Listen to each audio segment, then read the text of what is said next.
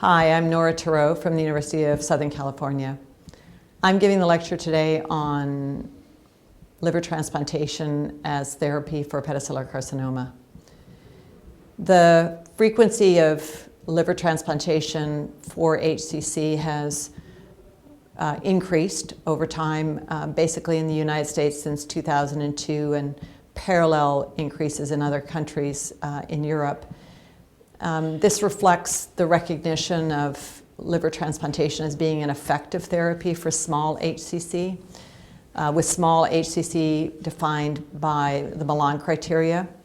The Milan criteria came out of a study in 1996 from Mazzaferro and colleagues, and they used a criteria in which the HCC was either a single lesion less than 5 centimeters or 3 lesions or less, all less than 3 centimeters. And with that, showed that the post-transplant survival was excellent, and that was subsequently confirmed in many other studies. Since that study, and really over the last many years, the criteria for who is eligible for transplantation who has HCC has changed, in that we're going beyond Milan criteria in a modest way, and seeking to ensure that we still have excellent outcomes post-transplant in terms of survival and low risk for recurrence. And what I'll be reviewing in my talk are the various expansions of eligibility for transplantation, including the UCSF criteria, the up to 7 criteria, and then more recently the Metro Ticket 2. What these have in common is that they're gradually expanding the size of the tumors that can be considered for transplant. And increasingly, we're also seeing additional biomarkers used to help prognosticate, such as alpha-fetoprotein, and also the response to local regional therapy as another way to characterize the behavior of the cancer and to prognosticate in terms of its likelihood of recurring post-transplant.